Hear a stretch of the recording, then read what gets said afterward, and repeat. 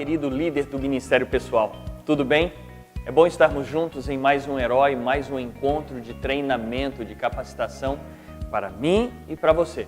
É bom nós podermos trocar ideias, trocarmos informações. E eu quero primeiro lhe dizer uma coisa. Você é a pessoa responsável pela capacitação da igreja. Vou lhe repetir. Você é a pessoa responsável pela capacitação dos membros da igreja. Você sabe que dentro da sua igreja você tem membros mais capacitados, menos capacitados, membros mais envolvidos, menos envolvidos, membros mais comprometidos, menos comprometidos, mas todos devem ser capacitados. Aí você me pergunta, mas pastor, como é que eu vou fazer isso? Como é que eu vou capacitar esse povo? Primeira dica que eu quero lhe dar. Não tente inventar a roda. Às vezes nós queremos fazer algo novo, algo incrível, diferente. Isso é legal, mas tem o seu tempo. Em primeiro plano, você deve focar em executar aquilo que já existe, aquilo que já está preparado. São ferramentas que a igreja preparou para auxiliar o seu trabalho. Talvez você diga assim, pastor, mas essas ferramentas eu já conheço, eu já vi, já vem existindo há tanto tempo. Deixa eu te perguntar uma coisa. Você está usando essas ferramentas como deveria? Você está colocando a pessoa certa no lugar certo? É sobre isso que eu gostaria de discutir com você um pouquinho. Nos dê a oportunidade para nos próximos minutos trocarmos umas ideias sobre esse tema. Pode ser? Primeiro item que eu gostaria de chamar a sua atenção. Duplas missionárias. Você já parou para pensar a importância e a grandiosidade do trabalho das duplas missionárias na igreja? Aí você olha para mim e diz assim, pastor, mas eu já tentei promover as duplas, eu já fui lá na frente, já falei, já convidei, já fiz um monte de coisas, já tentei fazer de tudo, mas o pessoal não quer. Eu quero lhe dizer uma coisa, as duplas missionárias é um ministério que recai sobre você, você coordena o trabalho deles, mas existem algumas ações que você deve ficar atento. Primeiro item que você deve ficar atento em relação às duplas missionárias.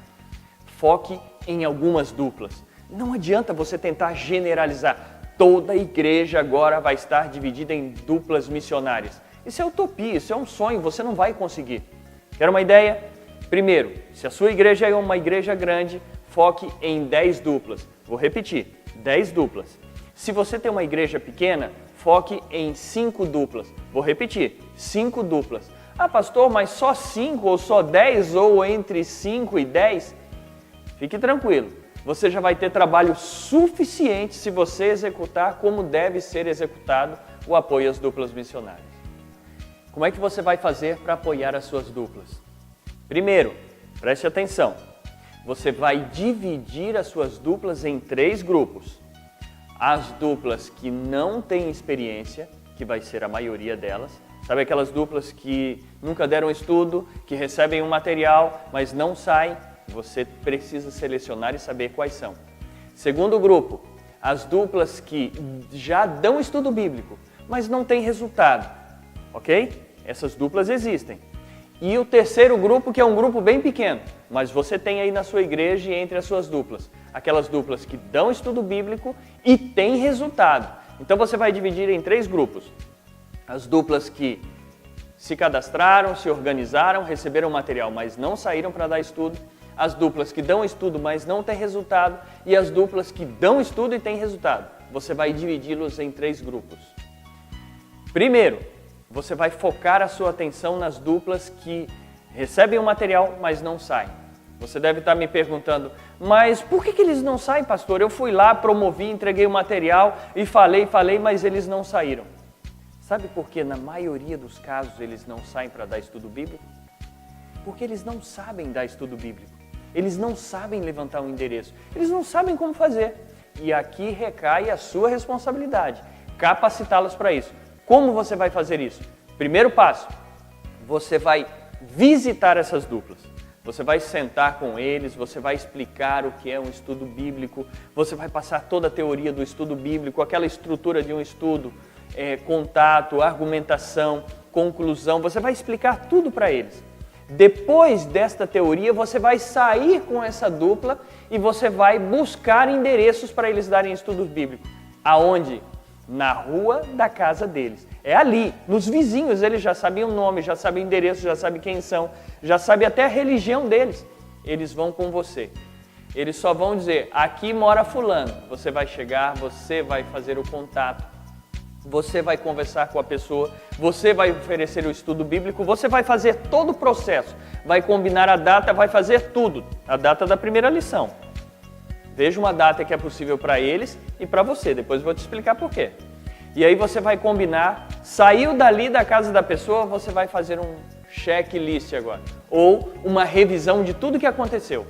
E você vai explicar para eles todos os detalhes. Olha, lembra que eu falei isso? Foi por causa disso. Lembra que eu expliquei isso? Foi por causa disso. E aí você vai mostrar na prática e na teoria como é um estudo. Prática? Vem agora. Por quê? Porque o primeiro estudo bíblico dessa dupla, quem vai dar é você. Vou repetir. O primeiro estudo bíblico dessa dupla é você quem vai apresentar.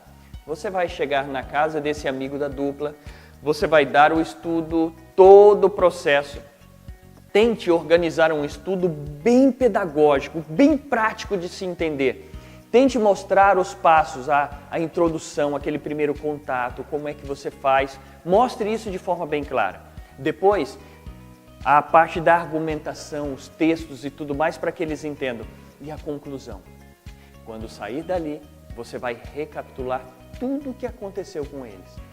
E depois você vai permitir que eles vá à casa do amigo e dê um estudo bíblico. Você passou a teoria e a prática. Agora tem um detalhe. Pelo menos uma vez por mês, vá com essa dupla. Mostre para eles que você se interessa pelo trabalho deles e vá revisando todo o processo. Eles precisam de tempo para chegarem ao estágio de terem segurança e darem estudo bíblico com segurança. Segundo grupo, preste bem atenção. Esse é o grupo que já faz o contato, que levanta estudo bíblico, que dá estudo bíblico, mas não tem resultado. Como é que você vai trabalhar e apoiar o trabalho deles? Esse é simples, mas importante. O que você vai fazer? Primeiro ponto, você vai fazer o seguinte, você vai visitar essa dupla lá na casa deles. Vai uma dica aqui, as batalhas se ganham no sofá da sala da pessoa. Não adianta você chegar lá na frente da igreja e fazer, argumentar e tal. É ali, com eles, na casa deles. Então você vai visitar essa dupla, você vai explicar para eles toda a teoria do estudo bíblico novamente, você vai recapitular o que é a lição, a introdução, a argumentação, conclusão, você vai fazer tudo isso com eles. E depois você vai sair com eles para ouvir um estudo. Você não vai dar o estudo, você vai ouvir o estudo bíblico. E depois você vai recapitular todos os passos que eles deram. Você vai valorizar os pontos positivos e você vai explicar aquilo que eles precisam melhorar. Geralmente, preste atenção, geralmente eles erram no apelo, na conclusão. Eles acham que não precisam fazer apelo a cada lição. Eles acham que não precisam fechar. Mas isto é fundamental. Ensine isso para essas duplas. Eles precisam fazer apelo. Terceiro grupo. Essas duplas, no geral, eles sabem dar estudo bíblico melhor do que a gente. Eu digo que às vezes é melhor nós acompanharmos essas duplas para nós aprendermos com eles. E vale a pena, de vez em quando, sair com eles. Mas aqui vai uma dica. Valorize o trabalho dessas duplas.